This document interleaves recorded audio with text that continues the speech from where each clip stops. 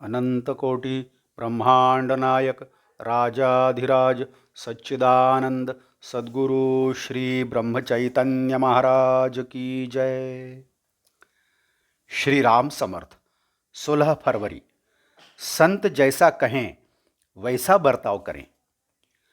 जिस स्थिति में भगवान रखता है उसमें हमें आनंद मानना चाहिए। गृहस्थी में जो दुख आता है उससे दुखी नहीं होना चाहिए। हम जब जीवन में समाज में बर्ताव करते हैं तब कभी यह सोचते हैं कि मेरे हिस्से में कितना आया है। हम हमेशा मेरा मेरा कहते हैं। दुख का असली कारण यही है कि प्राप्त करने और कराने की लालसा बढ़ती रहती है।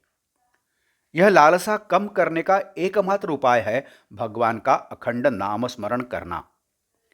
मैं भगवान का ही हूं, अपना नहीं हूं, यह भावना रखकर बरतना चाहिए। भगवान के प्रति तल्लीन हो जाने को ही धर्म मानना चाहिए। जग को धोखा मत दो और उससे धोखा मत खाओ।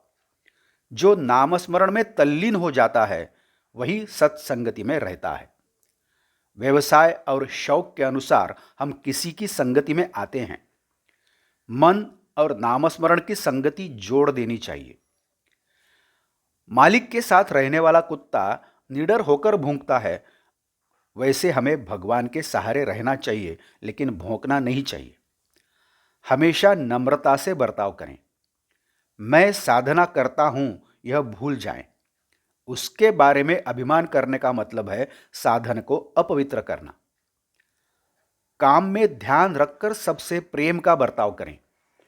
नारी देवर या सास ससुर का आदर करती है, क्यों? अपने पति को खुश रखने के लिए। अतः जिस बर्ताव से भगवान को समाधान होगा वैसा व्यवहार हम करें। यदि हम डॉक्टर से कहेंगे कि हमें उस काली बोतल में जो दवाई है वह दीजिए, तो वे कहेंगे तुम्हें वह बीमारी नहीं है। उसी प्रकार संत हर किसी की वृत्ति पहचानकर मार्गदर्शन करते हैं। इसलिए संतों के सहवास में रहकर वे जैसा कहेंगे वैसा बर्ताव हम करें। वे जैसा बर्ताव करते हैं वैसा बर्ताव हमें नहीं करना है। हमें तो उनके हाथ में हमारी जीवन रूपी पतंग का धागा देना है और बिल्कुल निश्चिंत होना है। हमें गुरु के कहने के अनुसार साधन करना है। वे तो साधन करते समय हमें मार्ग दिखाने के लिए मार्ग में खड़े ही हैं। जहां दो रास्ते फूट पड़ते हैं वहां एक पंढरपुर की ओर और दूसरी गोंदवले की तख्ती है। उसी प्रकार साधन में रहकर जहां दो रास्ते फूट पड़ते हैं वहां तक हम आ जाएं, वहां गुरु खड़े ही हैं। लेकिन कुछ न करते हुए भविष्य में क्या, ऐसा पूछने से क्या लाभ? संतों को ही वेदों का सही अर्थ ज्ञात हुआ है। उन्होंने हमको वेदों का सही अर्थ बताया। यह हमारे ऊपर उनके कितने उपकार है। इसलिए हमें वेदाध्ययन करने का कोई कारण नहीं है। हमें केवल संत कहेंगे वैसा आचरण करना है। हमें उसमें कुछ मिलावट नहीं करनी चाहिए। हमारा कार्य निश्चय ही सफल होगा। पानी जमकर बर्फ बनती है, बर्फ के बाहर भीतर पानी ही होता है। वैसे ही भगवान के प्रेम से जो तराबोर हैं उसे संत कहते हैं। ऐसे संत केवल नामस्मरण से ही जुड़ पाते हैं। आज का बोध वचन। सद्गुरु की आज्ञा का पालन करते करते साधक में नाम की रुचि निर्माण होती है और नाम जी भर लेने से उसकी आत्मा तृप्त होती है। जानकी जीवन स्मरण जय जय राम। नमस्कार।